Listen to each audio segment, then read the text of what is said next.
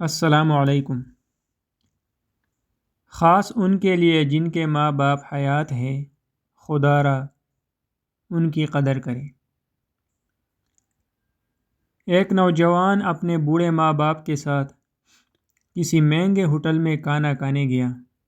ماں باپ تو نہیں چاہتے تھے، لیکن بیٹے کی خواہش تھی کہ وہ انہیں کسی مہنگے ہوٹل میں ضرور کھانا کھلائے گا۔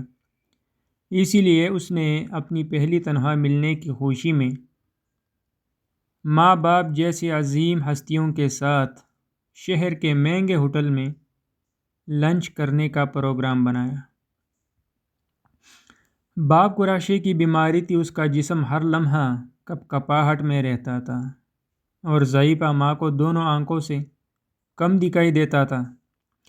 یہ شخص اپنی ہستہ خالی اور بوڑھے ماں باپ کے ہمراہ جب ہوٹل میں داخل ہوا تو وہاں پر موجود امیر لوگوں نے سر سے لے کر پاؤں تک ان تینوں کو یوں عجیب و غریب نظروں سے دیکھا جیسا کہ وہ غلطی سے وہاں پر آ گئے ہوں۔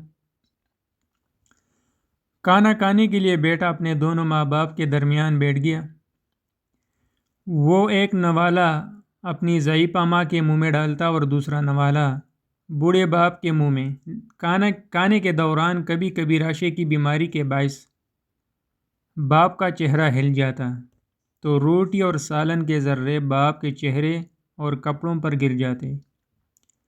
یہی حالت ماں کے ساتھ بھی تھی۔ وہ جیسے ہی ماں کے چہرے کے پاس نوالا لے جاتا تو نظر کی کمی کے باعث وہ انجانے میں ادھر ادھر دیکھتی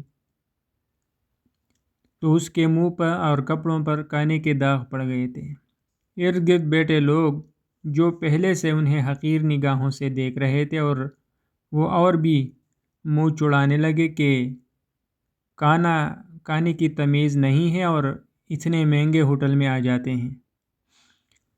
بیٹا اپنے ماں باپ کی بیماری اور مجبوری پر آنکھوں میں آنسو چھپائے، چہرے پر مسکراہٹ سجائے، ارد گرد کے ماحول کو نظر انداز کرتے ہوئے ایک عبادت سمجھے ہوئے انہیں کھانا کھلاتا رہا۔ کھانے کے بعد وہ ماں باپ کو بڑے عزت و احترام سے واش بیسن کے پاس لے گیا۔